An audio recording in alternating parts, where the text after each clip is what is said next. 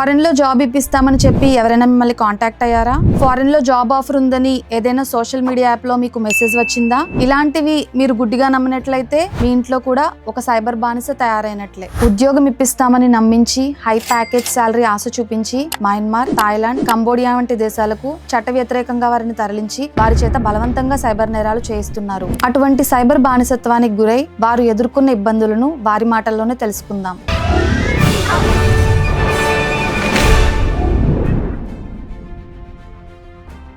మీ పేరు, వివరాలు, మీరు ఏం చేస్తుంటారు చెప్పండి. నా పేరు జెస్సీ, MBBS చదువుతున్నాను. మయన్మార్ వెళ్లే జాబ్ ఆఫర్ గురించి అసలు ఏ విధంగా తెలుసుకున్నారు? డాడీకి హెల్త్ ఇష్యూ వచ్చింది. సెమిస్టర్స్ కి సరిగ్గా ఫీజు కట్టలేకపోయే వాళ్ళం. పార్ట్ టైమ్స్ చేసుకుంటూ ఉండేదాన్ని. నాకు ఒక గ్రూప్ క్రియేట్ చేశారు, ఇలా జాబ్ హైరింగ్ గ్రూప్ అని. ఆ గ్రూప్ లో నాకు ఈ మెసేజ్ వచ్చింది, ఇలా లొకేషన్ థాయిలాండ్ అని. వాళ్ళు టెలిగ్రామ్ కి మెసేజ్ చేయమని చెప్పారు. ఇంకా టెలిగ్రామ్ లో జూమ్ ఇంటర్వ్యూ లింక్ పెట్టేవారు. పాస్ అయ్యావు ఇంటర్వ్యూ, వాళ్ళే నాకు ఫ్లైట్ టికెట్స్ అవన్నీ బుక్ చేసి టెలిగ్రామ్ లోనే సెండ్ చేస్తారు. అసలు ఆఫీస్ ఎక్కడ ఉంది, నాకు లొకేషన్ పెట్టండి.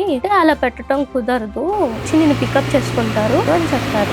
థాయిలాండ్ ఎయిర్పోర్ట్ లో దిగిన తర్వాత ఒక చైనీస్ అమ్మాయి వచ్చింది, నన్ను ఏం పట్టుకొని, అంటే అమ్మాయి పేరు గానీ డీటెయిల్స్ గానీ తెలియదు, నన్ను ఒక కార్ దగ్గరికి తీసుకొని వెళ్ళారు. 7 to 8 hours జర్నీ జరిగింది. జర్నీ మొత్తంలో 5-6 వెహికల్స్ మారాం మేము. హైవే రోడ్ ముందు నుంచి సడన్ గా కొండలు రూట్స్ లోకి, అలా నైట్ ఒక 2 hours వరకు కంటిన్యూస్ గా మేము మౌంటైన్స్ ఎక్కుతూ అలా ఉన్నాము. భయం వేసిందా మీకు? నేను అసలు ఏడ్చేసాను కూడా అక్కడే, నా వల్ల కాదు అని. మీ పాస్పోర్ట్స్ అవన్నీ వాళ్ళు తీసేసుకున్నారా? అక్కడికి వెళ్ళిన తర్వాత తీసుకున్నా. అప్పటి వరకు మా దగ్గర ఉన్నాయి. కార్ లో మళ్ళీ తీసుకొని వెళ్ళారు ఆ లొకేషన్ కి. గన్స్ పట్టుకొని ఆర్మీ వాళ్ళు చాలా మంది ఉన్నారు అక్కడ. మేము బయట రోడ్స్ మీద వీడియో కాల్స్ మాట్లాడకూడదు, ఎక్కడ ఫొటోస్ తీయకూడదు, పేరెంట్స్ తో మాట్లాడకూడదు. అలా మాకు కొన్ని రూల్స్ పెట్టు మాతో సైన్ డిక్లరేషన్ సైన్ చేయించుకున్నారు. కేకే పార్క్స్, ఆ స్కామ్ కాంపౌండ్ ఎలా ఉందో ఒకసారి చెప్పండి. మాది కేకే పార్క్ 3. చాలా బ్లాక్స్ తో బిల్డింగ్స్ పెద్ద పెద్దగా ఉంటాయి. ఫెన్సింగ్ దగ్గర అంతా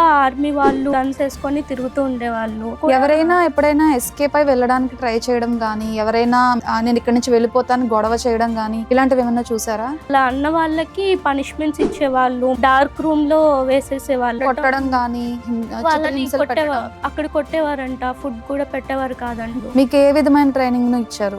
చాటింగ్స్ నన్ను చదవమని వాళ్ళు, అలా చదివి నువ్వు స్క్రిప్ట్ నేర్చుకో అంటే మీరు చదివిన ఏ రకమైన చాటింగ్స్, అంటే డేటింగ్ యాప్స్ కి సంబంధించి? కంపెనీలో ఒక 2 మోడల్స్ ఉన్నారు. చాట్ చేసే వాళ్ళు మగవాళ్ళే అయినా ఒక లేడీ ఇలా చాట్ చేస్తుంది వాళ్ళతో అన్నట్టు. సింపతి యాంగిల్ కస్టమర్స్ మీద యూజ్ చేసేవాళ్ళు. కస్టమర్ చాట్ చేస్తున్నాడు, రిప్లైస్ ఇస్తున్నాడు బాగానే అనుకున్నప్పుడు దాన్ని టీమ్ లీడర్ కి హ్యాండ్ ఓవర్ చేయటం. So team leader next details అన్ని కలెక్ట్ చేస్తారు. ట్రాప్ చేసేది ఎలా అనే దాని మీద మీకు ట్రైనింగ్ ఇచ్చారు ఉండేది. సో మీరు అక్కడ చాలా ప్రాబ్లం ఫేస్ చేశారని అర్థమవుతుంది. ఎప్పుడైనా మీ పేరెంట్స్ కి ఇన్ఫార్మ్ చేశారా? అక్కడ లోకల్ సిమ్ ఇచ్చారు, మేము ఇచ్చిన సిమ్ యూజ్ చేస్తున్నావు, ఇవన్నీ మానిటర్ అవుతాయి అని అలా బెదిరించేవారు. సో భయపడి మీరు మీ పేరెంట్స్ కి ఎప్పుడు ఏమి ఇన్ఫార్మ్ చేయలేదు. వర్క్ టైమింగ్స్ ఏంటి చెప్పండి? 17 to 18 hours ఆఫీస్ లోనే.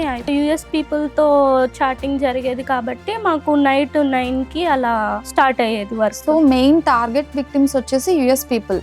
నైట్ షిఫ్ట్ ఎన్ని గంటలకు స్టార్ట్ అవుతుంది? నైట్ 9 కి స్టార్ట్ అవుతుంది. నెక్స్ట్ డే 3 కి అయ్యిద్దని చెప్తారు, కానీ 5 వరకు వదలరు. మీరు అక్కడ ఎటువంటి సాఫ్ట్వేర్స్ గానీ, ఎటువంటి టెక్నాలజీ వాడేవారు? దీని మీద మీకు ఏమైనా అవగాహన ఉందా? స్టార్టింగ్ తీసుకునేది ఒక సాఫ్ట్వేర్ ఉండేది, అంటే రియల్ ఎస్టేట్ యాప్ ఒకటి ఉంటుంది, జిలో యాప్ అని. తిరిగి ఇండియాకి వస్తానని అనుకున్నారా? ఏదన్నా అవకాశం ఉందా అని వీళ్ళతో కూడా కమ్యూనికేట్ చేసుకుంటూ, వేరే కంపెనీ వాళ్ళకి ఇలా డార్క్ రూమ్ లో పెట్టారంట అని ఇవన్నీ వింటూ ఇంకా అలా ఉన్నాను. ఇంకా టైం కోసం వెయిట్ చేస్తున్నాను. ఇండియాకి తిరిగి ఎలా వచ్చారు అనే విషయాన్ని కొంచెం ఎక్స్ప్లెయిన్ చేయండి.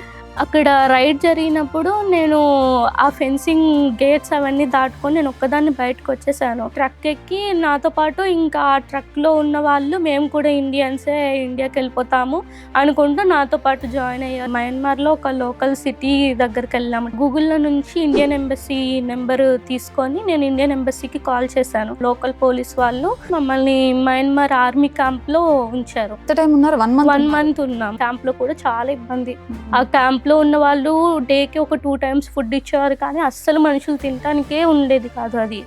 అలా ఉండి ఇంకా 1 month తర్వాత ఇంకప్పుడు ఇండియన్ ఎంబసీ ఇలా మీరు ఇండియన్స్ ఇలా రేపు వెళ్తారు అని వాళ్ళు చెప్పారు. ఇంకప్పుడు మమ్మల్ని ట్రక్ లో అప్పుడు తీసుకొని వెళ్ళారు. మయన్మార్ నుంచి అండమాన్ తీసుకొని వెళ్ళారు ఒక ఫ్లైట్ లో. అండమాన్ నుంచి ఢిల్లీకి 2 flights లో తీసుకొని వచ్చారు. ఢిల్లీ నుంచి విజయవాడకి ట్రైన్ లో తీసుకొని వచ్చారు.